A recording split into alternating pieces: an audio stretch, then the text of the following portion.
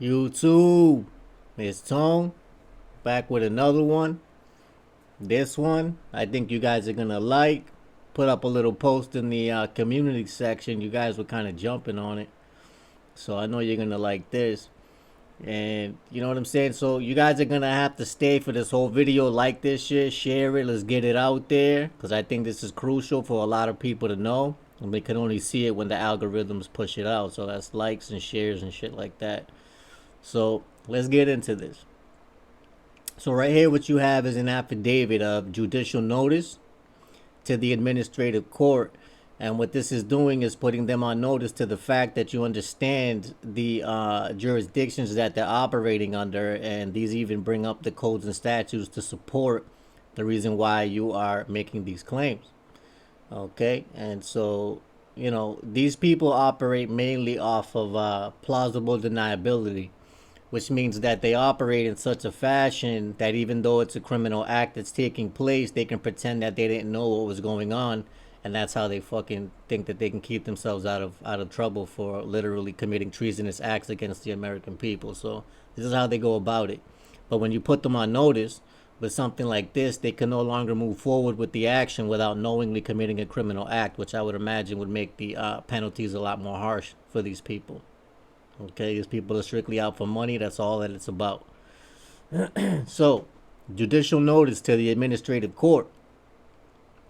All courts are operating under, number one, Trading with the Enemies Act, as codified in Title 50 U.S.C. And so who exactly would be the enemy if they're operating under Trading with the Enemies Act? The United States citizen is the enemy. And so this is why they try to trick everybody into calling themselves one, even if you're born here. Title 28, U.S.C. Chapter 176, Federal Debt Collection Procedure. So they're essentially third-party debt collectors operating under the Trading with the Enemies Act. Okay, so this is who these people really are. Okay. So right here you have different codes and statutes backing up the reason that you're making these claims. So making the courts foreign states to the people by congressional mandate. It is the duty of the court to declare the meaning of what is written and not what is intended to be written. And so that's a big problem too, that these judges think that they can interpret this law however they feel like it, even though it's pretty much in black and white. You know what I mean? This shit is crazy. So comes now the petitioner, John Doe, giving judicial notice that the plaintiff/court lacks jurisdiction to hear, convict, or bring any case against the petitioner under federal rules of procedure. And these are all of them, and there's plenty. So, as well as the 4th, 5th, 9th, 10th, 11th, and 14th Amendments of the Constitution, whereby petitioner is not subject to a foreign state.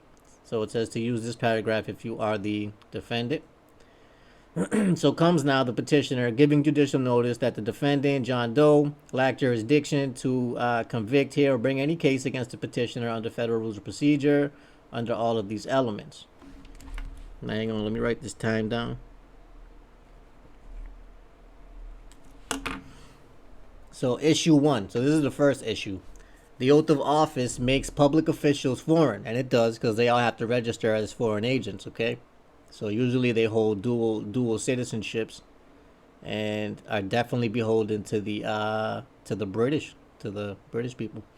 So those holding federal or state public office, county or municipal office under the legislative, executive, or judicial branch, including court officials, judges, prosecutors, law enforcement department employees, officers of the court, etc., before entering into these public offices, are required by the United States Constitution and statutory law to comply with Title 5 U.S.C. Section 3331. Oath of office states officials are required to meet this same obligation according to the state constitutions and statutory law. So all oaths of office come under 22 CFR Foreign Relations Sections 92.12 to 92.30. And all who hold public office come under the Title U.S.C. Title 8 U.S.C. Section Clause 1481, loss of nationality by native-born or naturalized citizen, a voluntary action, and the burden of proof and presumptions. Number 3, Under Title 22 U.S.C. Foreign Relations and Intercourse Section Clause 611, a public official is considered a foreign agent. In order to hold public office, the candidate must file a true and complete registration statement with the state attorney general as a foreign principal. Number 4, the oath of office requires the public official in his/her foreign state capacity to uphold the constitutional form of government or face consequences. Right? So, but nobody knows how to hold these people accountable. Well, it's done by putting them on notice directly. So this has to get sent directly to everybody that's listed on any of the plaintiff notices that they send you. So this would have to get sent to everybody individually by a notary, certified mail, green return, restricted delivery with adult signature. Okay, this is how it has to get sent. And also you want, and so we'll get to more of this, how it has to get sent down in the bottom as well. So Title 10. Section 333, interference with state and federal law. The president, by using this militia or armed forces or both or by any other means, shall take such measures as he considers necessary to suppress in a state any insurrection, domestic violence, unlawful combination, or conspiracy, if it so hinders the execution of the laws of that state and of the United States within the state, that any part or class of its people is deprived of a right, privilege, immunity, or protection named in the Constitution and secured by law, and the constituted authorities of that state are unable, fail, or refuse to protect that right, privilege, or immunity, or to give that protection, or opposes or obstructs execution of the laws of the United States, or impedes the course of justice under those laws. In any situation covered by the clause, the state shall be considered to have denied the equal protection laws that are secured by the Constitution. All right, so let me write this time down. So number 5, such willful action, meaning that they do it willingly, while serving in official capacity, violates Title 18 U.S.C. Section Clause 1918. And so Title 18 is huge too. So Title 18 U.S.C. Section Clause 1918, disloyal and asserting the right to strike against the government. Whoever violates the provision of 7311 of Title 5, that an individual may not accept or hold a position in the government of the United States or the government of the District of Columbia if he, number 1, advocates the overthrow of our constitutional form of government, which is what these people do, definitely overthrowing it by just practicing whatever law that they feel like. And then number 2 is a member of an organization that he knows advocates for the overthrow of our constitutional form of government, right? Which is whatever private groups that these clowns are even in, right? So shall be fined under this title or imprisoned not more than 1 year and a day or both. Also deprives claimant of honest services, right? Honest services. So like if you sent them a notice and they pretend that they never got it when they in fact got it, that's a dishonest service. You know what I'm saying? You gotta understand, these people are in so fucking deep. I wouldn't be surprised if they would just fucking play stupid the whole time. But this is how you hold them accountable. So, for the purposes of this chapter, the term scheme or artifice to defraud include a scheme or artifice to deprive another of the intangible right of honest services. Issue 2. Judge serves as a debt collector. Now, this is a big one because I think a lot of you people don't fully understand the fact that these courts are 100% commercial in nature and cannot bring a charge to you that is not commercial in nature. Okay? So, and that shit is huge for all of our private bankers out here. You guys know what time it is. So, judges hold public office under Title 28 U.S.C. Chapter 176, Federal Debt Collection Procedure. Title 28, Chapter 176, Section Clause 3002, as used in this chapter in the court, means any court created by the Congress of the United States, excluding the United States Tax Court. Quote-unquote debt means an amount that is owing to the United States on account of a direct loan or loan insured guaranteed by the United States, or B, an amount that is owing to the United States on account of a fee, duty, lease, rent, service, sale of a real or personal property, overpayment, fine assessment, penalty, restitution, damages, interest, tax, bail bond forfeiture, reimbursement, recovery of a cost incurred by the United States, or other source of indebtedness to the United States that is not owing under the terms of a contract originally entered into only by persons other than the United States. So let me write this time down so you guys understand what's happening here. And then, so the word judgment means a judgment, order, or decree entered in favor of the United States in a court and arising from a civil or criminal proceeding regarding a debt. United States, quote unquote, means a federal corporation, B, an agency, department, commission, board, or other entity of the United States, or C, an instrumentality of the United States. So basically, they created a business called the United States, and they placed it in a place called America that does have United States, and so that's how they kind of blended it into you thinking that that somehow made them the government and shit. So Title 22 U.S.C. Section Clause 286, acceptance of membership by United States in International Monetary Fund, states the following. The President is hereby authorized to accept membership. Where are we? To accept membership by the United States in shit. The president is hereby authorized to accept membership for the United States in the International Monetary Fund, hereinafter referred to as the Fund, and in the International Bank for Reconstruction and Development, hereinafter referred to as the Bank, provided by the Articles of Agreement of the Fund and the Articles of the Agreement of the Bank as set forth in the final act of the United Nations Monetary and Financial Conference dated July 22nd, 1944, and deposited in the archives of the Department of State. So number 8, Title 22 U.S.C. Section Clause 286E-13, approval of fund pledged to sell gold to private resources for reserve account of Enhanced Structural Adjustment Facility Trust, states the following. The Secretary of the Treasury is authorized to instruct the funds pledged to sell, if needed, up to 3 million ounces of the fund's gold to restore the resources of the reserve account of the Enhanced Structural Adjustment Facility Trust to a level that would be sufficient to meet the obligations of the trust payable to lenders which have made loans to the loan account of the trust that have been used for the purpose of financing programs to fund members previously in arrears to the fund. Issue 3. No immunity under commerce. And that's the thing. And there is no immunity under commerce, right? And these people seem to believe that they have this qualified immunity. Well, how do you get that when you guys are operating in commerce and you have bonds and fucking insurance to cover all the fuckery that you guys do, and you somehow call that shit fucking immune? If you were immune, you wouldn't need a bond. You wouldn't need a fucking insurance company because you would be immune, right? You wouldn't have to prove anything to anybody. That only proves that you guys are 100% for-profit businesses operating in commerce, the fact that you do have to be bonded and you do have to have fucking insurance. So stop being stupid. All immunity of the United States and all liability of states, instrumentalities of states, and state officials have been waived under commerce according to the following U.S. codes. Now we're going to get into those. And so you guys should know that anyway, because nobody's operating in commerce that doesn't have to be have fucking insurance, right? Come on, cut it out.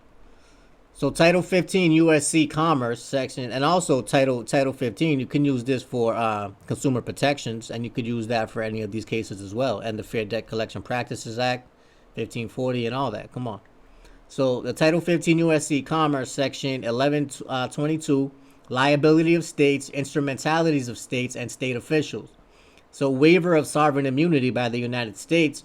The United States, all agencies and instrumentalities thereof, and all individual firms, corporation, other persons acting for the United States, and in acting, right? And that's a big word, acting for the United States, and with the authorization and consent of the United States, shall not be immune from federal suit in federal or state court by any person, including any governmental or non-governmental entity, for any violation under this act. And B, waiver of sovereign immunities by state, any state instrumentality of a state, or an officer or employee of a state or instrumentality of a state acting in his or her official capacity shall not be immune under the 11th Amendment of the Constitution of the United States or under any other doctrine of sovereign immunity from suit in federal court by any persons, including any governmental or non-governmental entity, for any violation under this act. All right, so they're gonna have to pay up. So Title 42 U.S.C. Section 122.02, State Immunity. A state shall not be immune under the 11th Amendment to the Constitution of the United States from an action in federal or state or competent jurisdiction for a violation of this chapter. In any action against a state for a violation of the requirements of this chapter, remedies, including remedies both at law and in equity, are available for such a violation to the same extent as such remedies are available for such a violation in action against any public or private entity other than a state. So that means that you can sue them and they can go to jail too as well. Okay? So Title 42, Section 2000D/7, Civil Rights Remedies Equalization. A. General Provision. 1. A state shall not be immune under the 11th Amendment of the Constitution of the United States from suit in federal court for a violation of Section 504 of the Rehabilitation Act of 1973, 29 U.S.C. 794, Title 11 of the Education Amendments of 1972, 20 U.S.C., the Age Discrimination Act of 1975, Title 4 of the Civil Rights Act of 1964, which is 42 U.S.C. codified, or the provisions of any other federal statute prohibiting discrimination by recipients of federal financial assistance. And all these people take federal money, which means that they're bound by the federal statutes. So in a suit against a state for a violation of a state referred to in paragraph 1, remedies, including remedies both at law and in equity, are available for such a violation to the same extent as such remedies are available for such a violation in the suit against any public or private entity other than a state. So number 10, the Administrative Procedures Act of 1946 gives immunity in administrative court to the administrative law judge only when an action is brought up by the people against the public, agency, or a corporate official department under Title 5 U.S.C. Commerce. Public offices or officials can be sanctioned. So basically, their only immunity comes from if somebody's suing a business or something like that. But if they're pressing charges against you, then they're not immune. Okay? So that's what that's saying right there.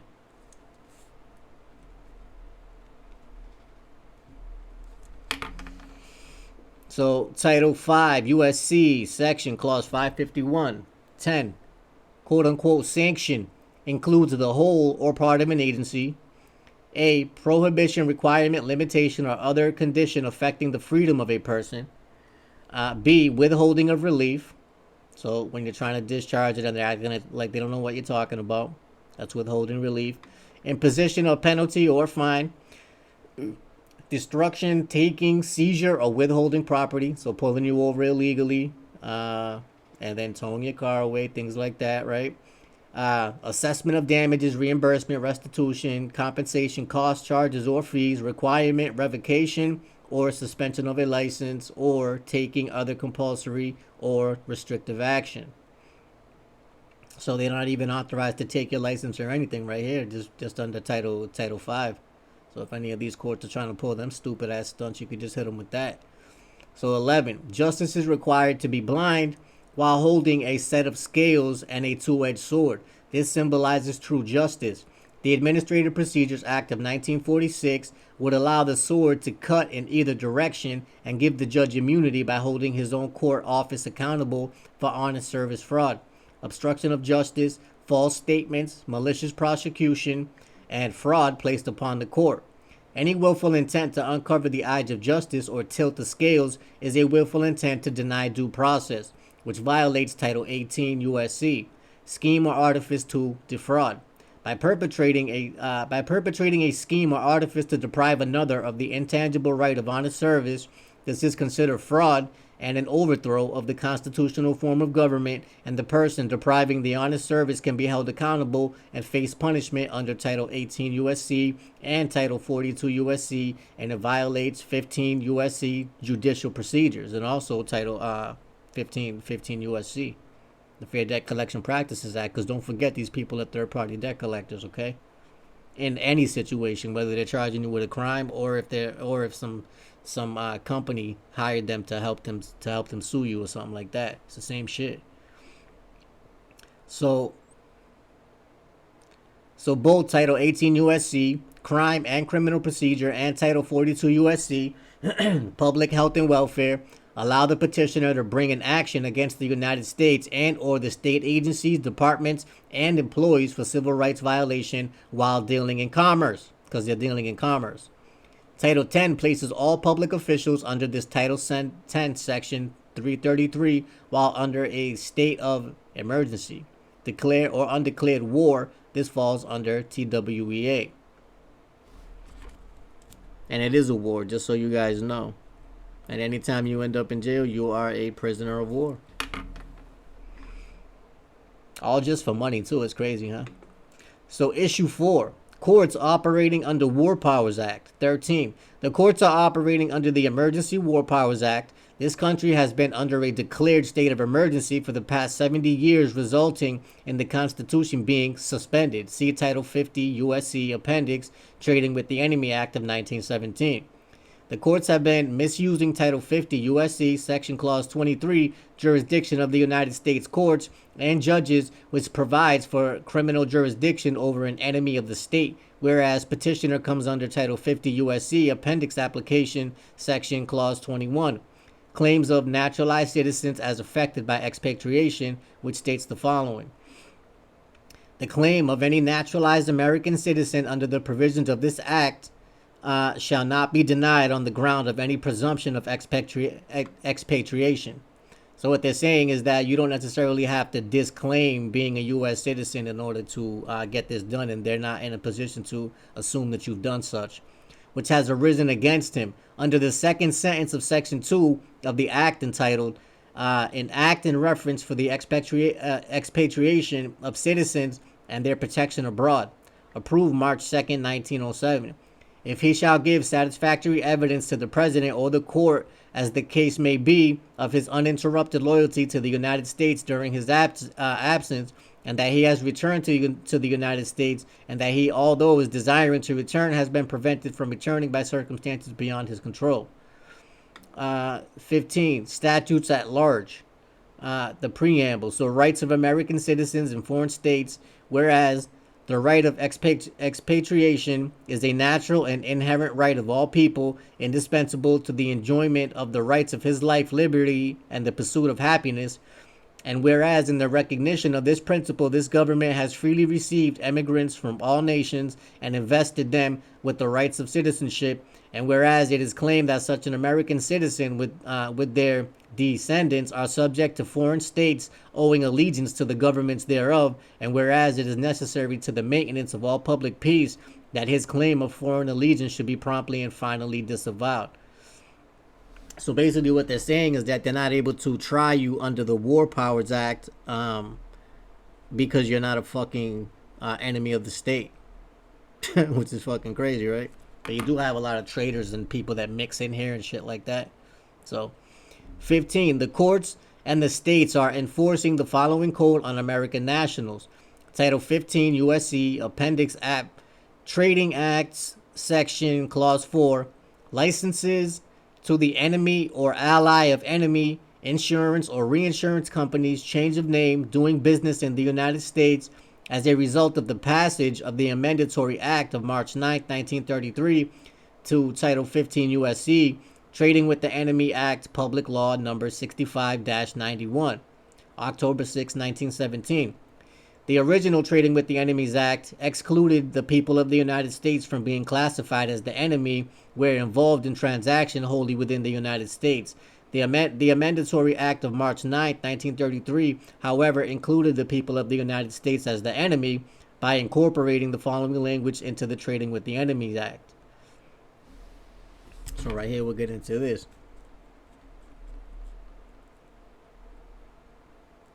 So 24. By any person within the United States, the abuses perpetrated upon the American people are the result of Title 50 U.S.C. Trading with the Enemies Act, which turned the American people into the enemy of the state. Issue 5. Language not clarified. So the clarification of language. The state of, which is whatever state's bringing charges, has failed to state the meaning or clarity or clarify the definition of words. The petitioner places before the court legal definition and terms, along with the notice of foreign status of the court. This court, pursuant to the Federal Rules Procedure, Rule 4, is in fact and at law a foreign state as defined in 28 U.S.C. Clause 1602. The Foreign Sovereign Immunities Act of 1976, and therefore lacks jurisdiction in the above captioned case. The above mentioned real parties and interests hereby demand full disclosure of the true and limited jurisdiction of this court. Any such failure violates 18 U.S.C. Clause 1001 and Clause 1505 and Clause 2331. Now, this violates the Patriot Act, Section 800, domestic terrorism. And that's exactly what these people would qualify as, is absolutely fucking domestic terrorism. I couldn't think of anything better to call it. So, 17. There are three different and distinct forms of the United States as revealed by this case law. The High Court confirmed that the term United States can and does mean three completely different things depending on the context. So here you have case law where they're talking about the differences. So the court and its officers have failed to state which United States that they represent. Since they can represent only one, and it's under federal debt collection procedure, as a corporation, the United States has no jurisdiction over the petitioner as an American national and a belligerent claimant. So you have to literally belligerently claim your rights in order to have any, which is fucking ridiculous here. So, but yeah, that's literally what you have to do. So, belligerent claimant petitioner hereby asserts the right of immunity inherent in the 11th Amendment. The judicial power shall not be construed to extend to any suit in law or equity commenced or prosecuted against one of the United States citizen of another state or by citizens of any foreign state. This court, by definition, is a foreign state and is misusing the name of this sovereign American by placing petitioner's name in all capital letters, as well as by using the petitioner's last name to construe petitioner erroneously as a person, quote-unquote person, which is a term of art, meaning a creature of the law, an artificial being, and a corporation or ens legis, which is a fictional corporation. So ens legis, here the definition. A creature of the law, an artificial being, as contrasted with the natural person, applied to corporations considered as deriving their existence entirely from law. Black's Law Dictionary, 4th edition, 1951. So 18. All complaints and suits against such corporation or ens legis fall under the aforementioned FSIA, and service of process must therefore be made by the clerk of court under section 1608 A, section A, part 4 of the title 28 U.S.C. 63, statute 111 as amended by 22 U.S.C. So, to the director of the Office of Special Consular Services in the Bureau of the Consular Affairs, Department of State in Washington, D.C., exclusively pursuant to 22 CFR Clause 93.1 and 93.2, a copy of the FSIA must be filed with the complaint, along with a certified copy of the diplomatic note of transmittal, and certification shall state the date and place the documents were delivered. The foregoing must be served upon the chief executive officer and upon the registered agent of the designated corporation or foreign state. So what they're saying here is that if they're going to move forward with trying to press charges against you as a corporation, then they fail to serve you properly under the rules and statutes associated with how you are supposed to press charges against a corporation. So, you know, they're kind of in trouble there too, and that could be fucking dismissed just based on that. So, under Article 3 of the Constitution, which are constitutional courts and do not include the territorial courts created under Article 4, Section 3, Clause 2, which are legislative courts. And so this case law here, Hornbuckle versus TOONE. So they're using case law here to back that up as well. So see Title 28 U.S.C., Rule 1101, exclusively under the FSIA statutes pursuant to 28 U.S.C. So it is an undisputed, conclusive presumption that the above-mentioned real party in interest is not a corporation, and further is not registered with any Secretary of State as a corporation pursuant to Rule 12b-6. The prosecuting attorney has failed to state a claim for which relief can be granted to the petitioner. This is a fatal defect, and therefore the instant case and all related matters must be dismissed with prejudice for lack of in personam territorial and subject matter jurisdiction, as well for an improper venue, as well as pursuant to the 11th Amendment Foreign State Immunities Act. So 21. Moreover, the process in this above captioned case is not regular on its face. Process is said to be regular on its face when it proceeds from the court officer or body having authority of law to issue process of that nature, and which is legal in form and contains nothing to notify or fairly apprise anyone that it is issued without authority. So the table of definitions: the foreign court. The courts of a foreign state or nation in the United States. This term is frequently applied to the courts of one of the states when their judgment or record are introduced into the courts of another foreign jurisdiction. Any jurisdiction foreign to that of the forum, a sister state, or another country. Also, the exercise by a state or nation jurisdiction, by a state or nation's jurisdiction beyond its own territory. The long armed service is a form of such foreign or extraterritorial jurisdiction. And then the foreign laws. The laws of a foreign country or of a sister state, if in conflicts of law, the legal principles of jurisprudence, which are part of the law of a sister state or nation. Foreign laws are additions to our own laws, and in that respect are called jus receptum, a foreign corporation.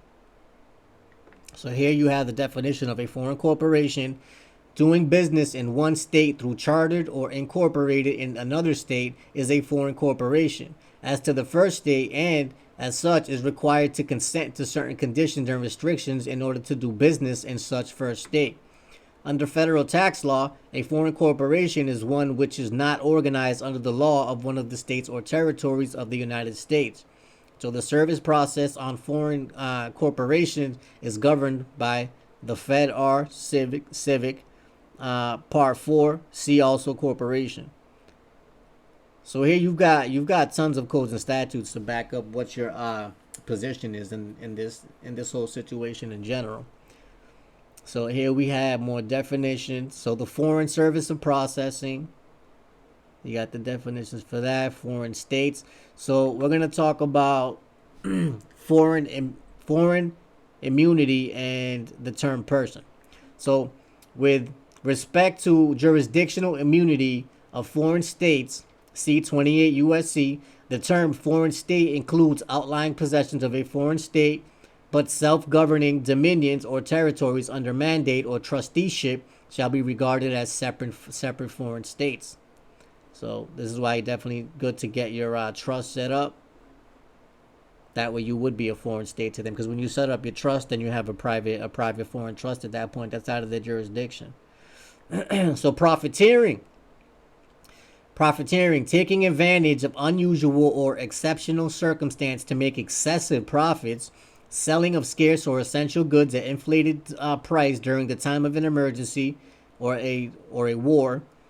And then we'll go to person. So person in general usage, a human being, i.e. natural person, though by statute the term may include a firm, labor, organizations, partnerships, associations, corporations, legal representative, trusts, trustees in bankruptcy, or receivers. So all of those are called persons. So you got to ask them which person that they think you are. So definition of the term person under Title 26. So U.S.C. 26 person. Look that up. The term person is used in this chapter to include an officer or employee of a corporation or a member of an employee of a partnership who, as such officer, employees, or member is under duty to perform the act in respect of which the violation occurs. So a corporation is a person within the meaning of equal protection and due process provisions of the United States Constitution. So you guys see what it is. So we have a writ of error here. A common law writ, the purpose of which is to correct a judgment in the same court which it was rendered, on the ground of error of fact for which it was statutes provide no remedy, which fact did not appear of record or was unknown to the judge when judgment was pronounced, and which, if it would have prevented the judgment and which was unknown, could have reasonable diligence in time have been otherwise presented to the court, unless he was prevented from presenting them by duress, fear, or other sufficient causes. A writ of error is a common law writ of ancient origin devised by the judiciary, which constitutes a remedy for setting aside a judgment which for a valid reason should never have been rendered. So, if you want to get into like, what's it called? Fruit of the poisonous tree and things like that. So when you start to get into those type of things, and that's how you could retroactively shut down a case or even a judgment that should have never been made because it was brought forward initially through illegal means. So, and then declaration of status and right of avoidance. So the above mentioned real party of interest hereby declares the status of a foreign state as defined in 28 U.S.C. as a separate legal person, corporate or otherwise, the instant case otherwise. And what do we got? So neither a citizen of a state of the United States as defined in section 1332, which is a corporation, insurer, and so that's what they're trying to hold you as, the insurer, which essentially would be the liable party, right? So, or the legal representative of a decedent, an infant, or an incompetent, nor created under the laws of any third country. Furthermore, the above mentioned real party of interest is not an artificial person, corporate person, as defined and created by public statutes, and is not a juristic person which may be affected by public statutes, but is invested with and bears the status, condition, and character of a sovereign without subjects. The above mentioned real party in interest is always and at all times present in his or her asylum, home state, which is the common case of the place of birth, the domicilium originus, which is your original domicile. So that would be Latin. Also referred to as natural domicile, which is the same as the domicile of origin or the domicile by birth. So, which is the source and the seat of his or her sovereignty and immunity. Accordingly, the above mentioned real party in interest exercises his or her right of avoidance and hereby rejects the offered commercial venture and declines to fuse with or animate the above mentioned defendant in error and or stand as the straw man or quote-unquote all caps person, which is defined in Barron's Law Dictionary edition as a term referred to in commercial and property context when a transfer is made to a third party. The strawman person, simply for the purpose of retransferring to the transferor in order to accomplish some purpose not otherwise permitted, obtaining jurisdiction over the above mentioned real party of interest, or relying upon the rebuttal presumption that the above real party of interest is a corporation. The definition also contains the admonition, you can see dummy, which is the entry therein defined as the straw man, the sham. The above mentioned party is not a straw man, not a sham, and certainly not a dummy. The declaration of status constitutes a conclusive presumption of which the court is bound to take notice, and that the real party of interest is not a corporation, which the court is bound to is not a corporation, and the court can exercise no jurisdiction whatsoever over the real party of interest, or in the above captioned case, but is duty bound according to the due process of law, which is the above mentioned real party of interest, is a belligerent claimant, and by the rules of law, or dismiss or reverse. All right, so they definitely put in a lot of work into this little affidavit here. I found this shit online. You guys should do your research, and you can find a lot of this shit online. A lot of this online. So right here we have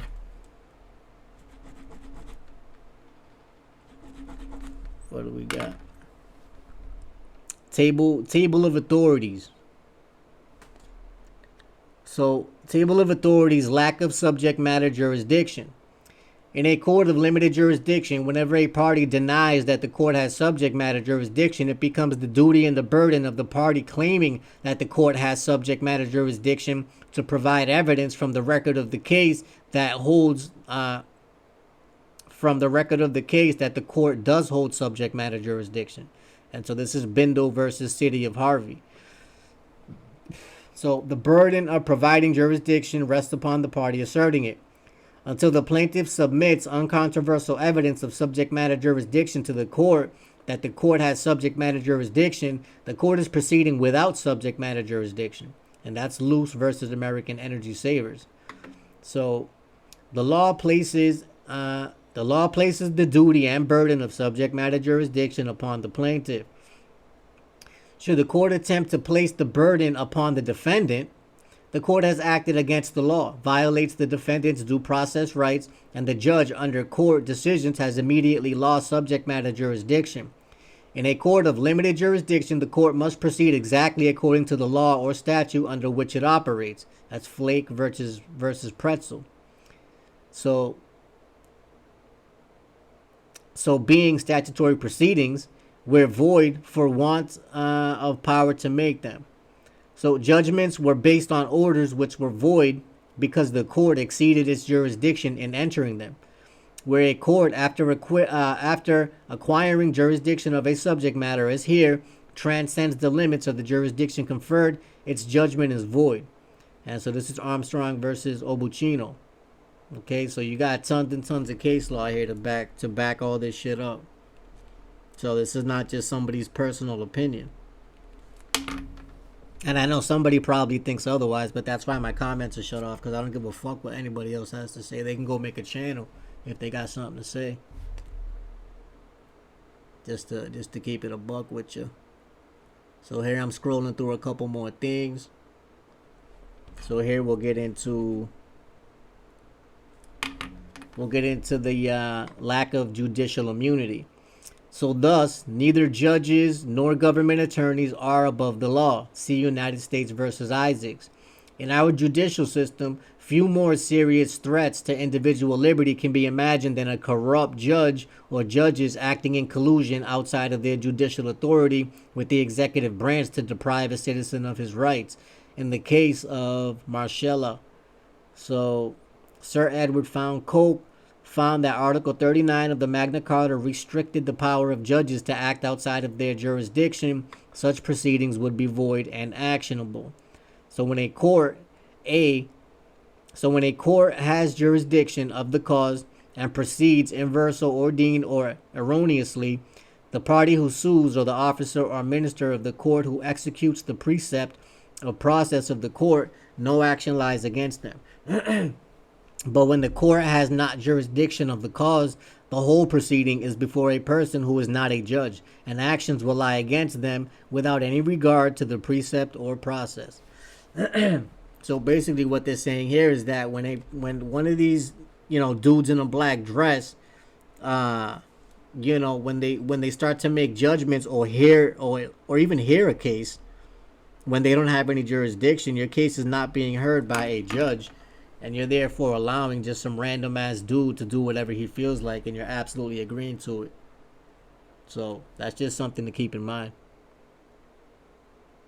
So what else do we got? Collusion. All right, so we'll get into the collusion here. That'll be good.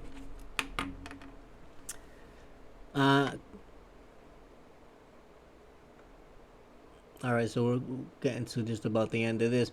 So whereas the facts and law contained herein are before this court, and whereas the facts and the law contained herein are the truth, and whereas we hold said truths to be self-evident truths are undisputed, incontrovertible, no oral argument is requested, for no words can alter or overcome these truths. Truth is sovereign. She comes from God and bears his message from whatever quarter his great eyes may look down upon you. This is Psalms 117. This court must perform its duty under the rule of law, do justice, and dismiss without prejudice or reverse the above captioned case without delay. Justice delayed is justice denied. And, you know, it's fucking, you know, to me, it's mind blowing that we even had to go through any of this shit. But, I mean, you gotta understand, like, there's some pretty evil powers at play, and they have a real good way of manipulating these people and getting them into compromising situations to be able to hold blackmail against them, and for their own selfishness of not wanting to deal with the consequences of their own actions, they put their fucking bullshit on everybody else. Okay? And that's some pretty cowardly shit. And you better bet your ass that there's gonna be a price to pay for that shit. You're not just getting away with that. And these are probably the same cowards that think that they only live once and there's no consequences to pay. Trust me, when you die, if you had a price to pay, you're coming back. And you will pay that shit. The Federal Debt Collection Procedures places all courts under equity and commerce and under the International Monetary Fund. The International Monetary Fund comes under the Uniform Commercial Code under banking and business interest and trust laws. This makes the court judge trustee over the trust and responsible whether or not the petitioner understands the trust issue. The 1933 Bankruptcy Act placed all public officials in a fiduciary position to write off the public debt. Since the nation is not solvent, the TWEA suspended the U.S. Constitution courtroom, and therefore the standard American flag in the courtroom was replaced with a maritime admiralty flag for dealing with alien enemy residents. Okay? So you guys see what it is, and you could walk into any of those courtrooms and see that shit yourself. So, the admiralty flag for dealing with alien enemy residents. And you know, because it has that little fringe around the flag, that's not part of the regular American flag. When you see a flag with the little gold fringes, the little things that dangle off around the outside, that's a military courtroom. So the people never rescinded their nationality to the real United States of America. Those who hold public office rescinded their nationality to become a foreign agent in order to hold public office. International law requires that the judge to uphold the people's constitutional form of government as defined in the Federalist Papers. And, you know, to be honest with you, I don't even think that what they're doing as far as becoming a foreign agent is a bad thing, because they would have to do something like that in order to rule against the people, because you can't be part of their nation and rule against them. That would be a conflict of interest. So it makes sense that they would have to give up their national status and become a foreign to be able to rule over these cases, so there's no conflict of interest as far as you ruling over your own peers. But you take it a step further and literally become a fucking domestic terrorist, right? So that's the problem. So Federal Rules of Civil Procedure. Rules of Civil Procedure Rule 2 only allows civil action, and under Rule 17, a real party of interest has to be present in the courtroom in order for there to be any claims of injury or damages against the people. Any charges under the United States or the state of fall under the TWEA Section 23. The people are not subject to this jurisdiction, as it is a foreign state jurisdiction. The people hold 11th Amendment immunity to claims in equity and commerce from a foreign state. The court lacks jurisdiction over the petitioner by congressional mandate. So, for the aforestated reasons, the plaintiff court lacks jurisdiction under all these rules. And there's a bunch of them. I'm not even going to call those fucking numbers out, because we'll be here all day. So the petitioner now demands this court to dismiss this matter without prejudice. And so this is all part of what you would put down there. And then, what do we got here? So we got Title 18. So these are some of the penalties. So misappropriation of felony. Whoever having knowledge of the actual commission of a felony cognizable by a court of the United States conceals and does not, as soon as possible, make known the same to some judge or other person in civil or military authority of the United States shall be fined under this title or imprisoned not more than 3 years or both. So first of all, we need to fix that problem, because if they're so comfortable doing that, that's because they know that their penalty is not that high, and it really isn't. I mean, 3 years for committing fucking treason? This is what you're giving these motherfuckers? 3 years for committing treason. All right, so that shit needs to be fixed, for one. We need to have way harsher penalties for these pussies being able to do what they're doing. That's fucking crazy. So false claims. A liability for certain facts. Any person who knowingly presents or causes to be presented to an officer or employee of the United States government or member of the armed forces of the United States a false or fraudulent claim for payment, approval, and that's what that would be, because if they're sitting here calling you guilty and marking you guilty, then basically they're making a claim for payment because the Department of Justice is going to end up buying all these bonds on fucking maturity, right? So they're a fucking complicit agency as well, Department of Justice. Because they're the ones out here buying these bonds behind the scenes, ultimately, all right? And you got all these bonds with their case numbers being filed at the U.S. Treasury. So the U.S. Treasury is complicit as well. So obviously there's big ass money behind this for all these people to literally be doing this shit right in your face and not even giving a fuck what you think about it. You know what I'm saying? That's just fucking crazy. That's pretty blatant. So here we got the affidavit. So this is a proof of service. Always want to have a proof of service and or what is called a affidavit of mailing. So either one will be fine, but you definitely got to get these together and get them shits notarized. And when you go to send it out, it has to be, what do you call it? It has to be sent certified, and it has to be sent with the green return slip, restricted delivery with adult signature, right? And you want to use the notary's address as the return address, and you're going to notify them multiple times, and on the third time, you end up defaulting them into your position, because I highly doubt that they're going to answer this. So you can default them into your position, and you can get summary judgment on the case without even having to go in there, just by, presenting things such as this. So you already know it's a game of chess. Stop playing checkers with these clowns. That's what I got for you for now. Until we meet again.